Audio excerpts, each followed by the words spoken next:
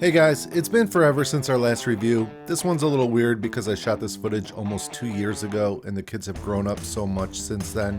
But for me it's fun to look back on, and this review is still relevant because Ninja is still selling this oven. I'm also in a great position to talk about it because we've used it daily now for almost 2 years. Let's get right into this review. This is the Ninja Foodi XL. It's a compact convection oven that sits on your countertop. It has 10 functions: whole roast, air fry, bake, dehydrate, broil, toast, bagel, pizza, and reheat. These functions are obviously a little bit gratuitous, but I've noticed each new oven Ninja comes out with has 2 more functions than the previous. Air fry and air roast are probably the same, and reheat is kind of a worthless add-on.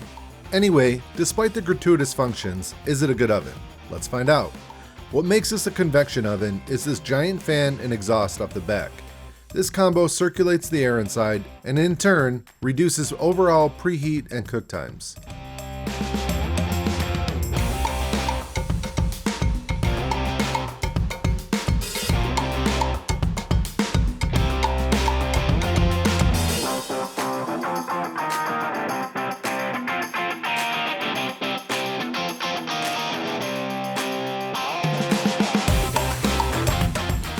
As with any new appliance, give it a quick scrub down before the first use.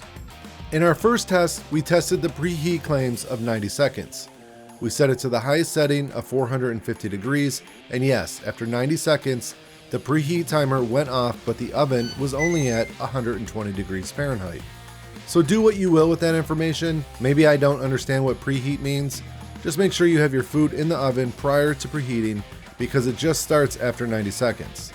In reality, it took 16 minutes and 7 seconds to reach 450 degrees.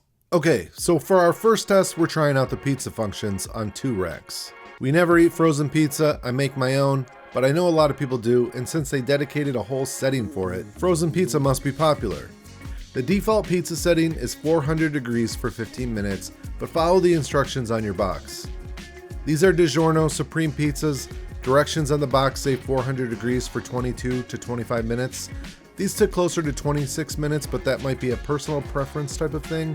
It's decent, just okay. There were some inconsistencies from the top pizza to the bottom pizza. The bottom crust was a little browner than the tops, but overall not bad, and it's nice to be able to cook 2 pizzas at the same time in such a compact oven.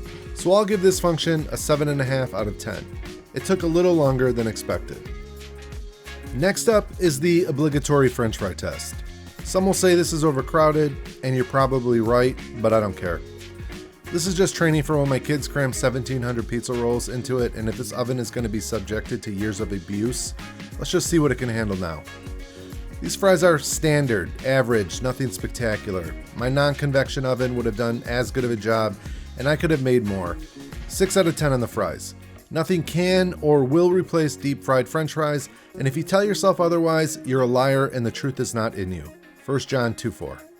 Next up, roast chicken using a barbecue spice rub from the included cookbook.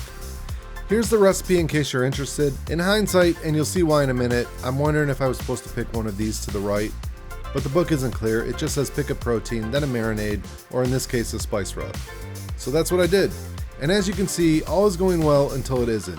And that brown sugar starts to caramelize a little too much before the chicken is done, and by the time my thermometer reads done, it's slightly non-edible and completely incinerated. I think we're all in for a very big treat. That was just too much heat for too long with that much sugar.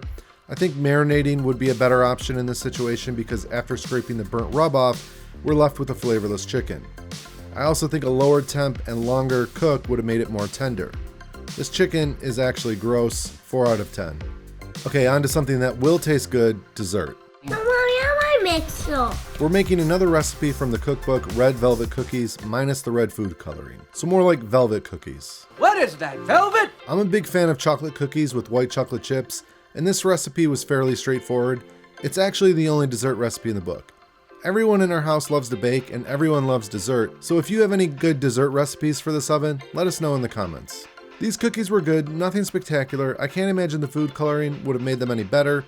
Overall, the oven worked great and baked them perfectly on both racks, which I have to say is a really nice feature of this compact oven. You get a lot of bang for your buck being able to utilize 2 racks at the same time. 8 out of 10. Okay, for the last and final test of this review, a family favorite, beef jerky. This is a simple recipe, just soy sauce, Worcestershire sauce, black pepper, garlic powder, and liquid smoke.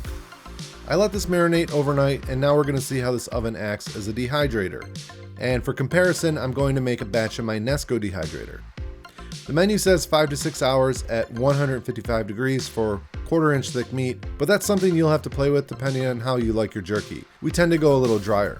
Obviously, you can't load this tray with a ton of meat, so this would be good for small batches. You can see here we got 10 slices comfortably laid out, but don't forget this is going to tie up the oven for a good 6 to 7 hours. If you're going to make a lot of jerky, I'd get a proper dehydrator so you can load it up. With that said, the Ninja did as good of a job as the standalone dehydrator, and my daughter even thinks the Ninja jerky tastes a little better. I thought they tasted the same. So if you want to run small batches of jerky, the Ninja will do just fine. Overall, we're pleased with the oven. We've been using it daily now for almost 2 years, and so far it has not failed us. I will say my biggest complaint is that it's loud. It's unusually loud in my opinion, and much louder than its smaller sibling. You can check out our review for that oven as well. Also, within less than a year, these markings rubbed off. Annoying, but not a deal breaker. Just be aware that could happen to yours as well. That's it for this review. We hope you enjoyed it. God bless and have a great day. And be on the lookout for our next review of the Ninja Creamy. See you soon.